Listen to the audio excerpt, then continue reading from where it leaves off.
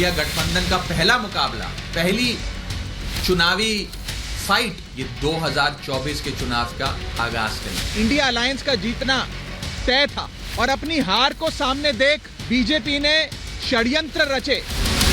इंडी गठबंधन की हालत ऐसी ही है, न अलग अलग रहकर मोदी को हरा पाते हैं और न साथ मिलकर मोदी का कुछ बिगाड़ पाते हैं। 2024 के लोकसभा चुनाव में मोदी का किला ढहाने की बात करने वाले मेयर चुनाव में ही धराशायी हो गए। चंडीगढ़ के महापौर के चुनाव में इंडी का पहला टेस्ट था, जिसमें वो फेल हो गए और बड़े अंतर से जीतकर बीजेपी का मेयर चुना गया, जिसके बाद अब सियासी बवाल शुरू हो गया है। बीजेपी अध्यक्ष जेपी नड्डा ने लिखा, बीजेपी के खिलाफ इंडिया अलायंस पहला ही सियासी युद्ध हार गया। ये बताता है कि ना उनका अंगगणित चला और ना ही केमिस्ट्री। मेयर चुनाव में कांग्रेस और आम आदमी पार्टी मिलकर लड़े, इसीलिए इसे इंडी की पहली बाजी माना जा रहा था, मगर वो इसे गंवा बैठे। जो वो अधिकारी है प्रिजाइडिंग ऑफिसर, उसके खिलाफ तो फोर्जरी का, फ्रॉड का, सेडिशन का मुकदमे चलने चाहिए। नॉन पेलेबल ऑफेंस है। काउंसिलर्स के वोट पे टिक मार्क करते जा रहे हो और साइन करते जा रहे हो, टिक मार्क करते, ये क्या है? सरेआम गुंडागर्दी। ना वोट को मानते, ना किसी प्रोसेस को मानते, ना कानून को मानते, ना संविधान को मानते। मेयर के चुनाव में तो पार्षद वोट देते हैं, अब पार्षदों ने चुन लिया तो उसका स्वागत होना चाहिए। अपने लोगों को बात करें कि उन्होंने क्यों नहीं वोट दिया, क्यों गलत किया, ये तो उनकी बात है। जो राघव चड्ढा जी बयान देते थे कि 2024 का चुनाव चंडीगढ़ का मेयर इलेक्शन तय करेगी, तो मैं उनको भी बधाई देता हूं कि उनको उनका जवाब मिल गया। मेयर की इलेक्शन ही अगर तय करने वाली थी तो मुझे लगता है ये भी उनको जवाब मिल गया। एक तरफ चुनावी मैदान में पटखनी मिली तो दूसरी ओर इंडिया गठबंधन के बड़े बड़े चेहरे भ्रष्टाचार के जाल में फंस चुके हैं। झारखंड के जमीन घोटाले में गिरफ्तारी से बचने के लिए सीएम हेमंत सोरेन बचते फिर रहे, तो उधर केजरीवाल का भी शराब घोटाले में यही हाल है।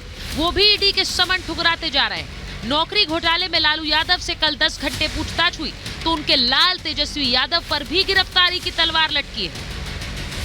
कभी भी भ्रष्टाचारियों की गिरफ्तारी के आदेश आ सकते हैं। सलाखों से बचने के लिए सोरेन तो 30 घंटे लापता हो गए थे।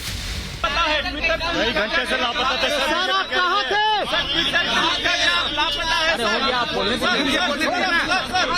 ट्विटर पे लिखा गया। दावे दिल में रहने के हैं और नौबत जेल जाने की हो रही है। यानी इंडिया अलायंस के अभी और भी टुकड़े होने वाले हैं। कांग्रेस का हाथ झटक कर नीतीश कुमार चले गए। ममता ने बंगाल में दूरी बना ली। पंजाब में केजरीवाल ने अकेले लड़ने का ऐलान कर दिया। और इस सब के पीछे वजह मानी जा रही है कांग्रेस, जो अभी भी बड़े भाई की भूमिका में रहना चाहती है, जो उसे कोई मानने को तैयार नहीं। जेडीयू ने कांग्रेस के अहंकार की बात कही, लेकिन राहुल कुछ और ही फलसफा सुना रहे हैं। शपथ लेते हैं चीफ मिनिस्टर का और फिर नीतीश जी निकल जाते हैं कि वो अपना शॉल गवर्नर के घर में छोड़ आए, तो ड्राइवर से कहते हैं भैया चलो वापस चलो। गवर्नर के घर आता है, नीतीश जी निकलते हैं, गवर्नर के पास जाते हैं, गवर्नर कहते हैं भाई इतनी जल्दी वापस आ गए। तो ये हालत है बिहार की।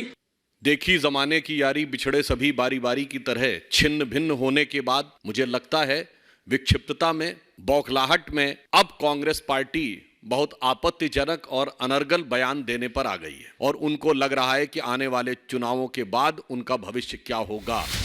लालू से सोरेन तक इंडी गठबंधन वाले परिवारवाद को आगे बढ़ाते रहेंगे। राहुल गांधी चुटकुले सुनाते रहेंगे और 24 के चुनाव में मोदी 400 पार चले जाएंगे। Bureau report, Republic Bharat. मैं आपको बता दूं कि मेरे साथ महाभारत में आज बीजेपी के राष्ट्रीय प्रवक्ता शहजाद पूनावाला जी जुड़ रहे हैं। मेरे साथ वरिष्ठ पत्रकार हर्षवर्धन त्रिपाठी जी जुड़ रहे हैं। हमारे साथ एजिया यादव जी हैं, प्रवक्ता हैं आरजेडी की। हमारे साथ वरुण पुरोहित कांग्रेस के नेता हैं। आप देख रहे हैं प्रोफेसर धर्मेंद्र यादव हमारे साथ समाजवादी पार्टी के प्रवक्ता हैं और धीरज दुबे जी जेएमएम के प्रवक्ता हैं। बहुत बहुत स्वागत आप सभी का। एक बार एक बड़ी डेवलपमेंट बता देती हूँ जो खबर आ रही है सूत्रों के हवाले से कि झारखंड की सीएम बन सकती है कल्पना सोरेन। हेमंत सोरेन ने आज शाम 7 बजे बैठक बुलाई है। जेएमएम और कांग्रेस की साझा बैठक होगी और बैठक में सभी विधायक मौजूद रहेंगे और कहा यह जा रहा है कि कल्पना सोरेन के नाम का प्रस्ताव रख सकते हैं हेमंत सोरेन। यानी कि जैसी अटकलें लगाई जा रही थी, कल्पना सोरेन को मुख्यमंत्री पद सौंप सकते हैं। यानी जैसा बिहार में हमने एक बार देखा था, लालू यादव ने किस तरह राबड़ी देवी को अपनी सत्ता सौंपी थी, क्या उसी तरह से अब झारखंड में भी होने वाला है? 1 मिनट, अनूप हमारे साथ, हमारे सहयोगी जुड़ रहे हैं सीधे। अनूप जरा बताइए क्या खबरें आ रही हैं, क्या अटकलें लगाई जा रही हैं? गायब थे हेमंत सोरेन, फिर अचानक वापस आ गए, अब बैठक हो रही है, क्या होने वाला है?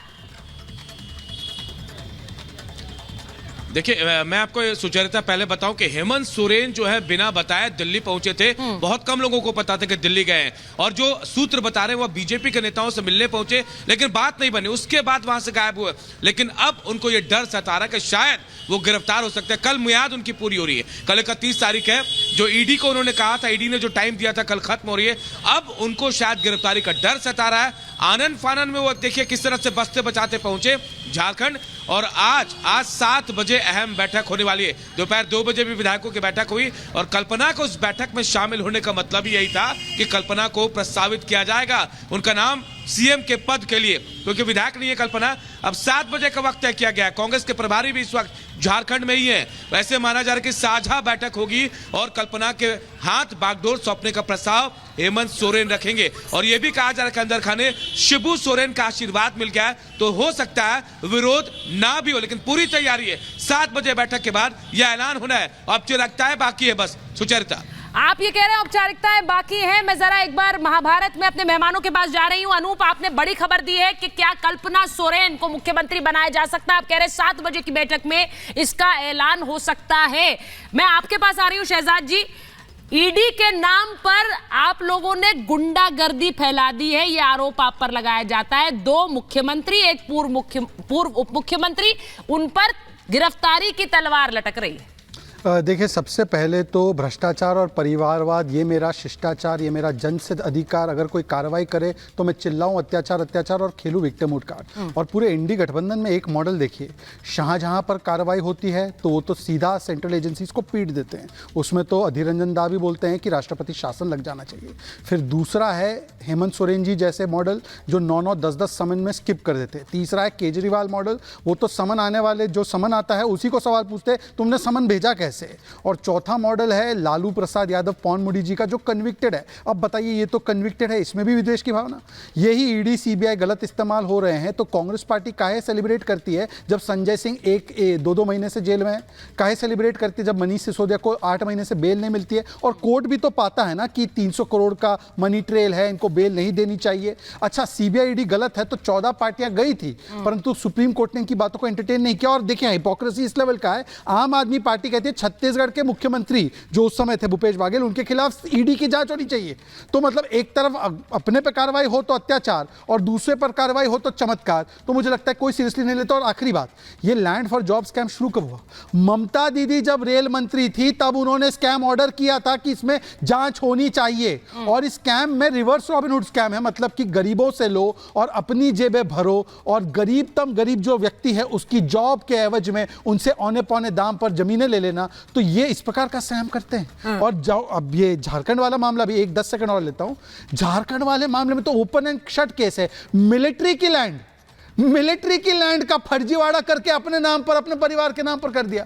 तो बचा क्या है? और देखिए, अगर वरुण पुरोहित जी को यदि कोई शक हो तो सुनिए। एक अलग मामला है। हम इस मंच से 2 ही बातें कहना चाहते हैं। ये सुप्रिया श्री ने तो ऑफिशियल है। ये शराब का मामला है, ये शिक्षा का मामला नहीं है।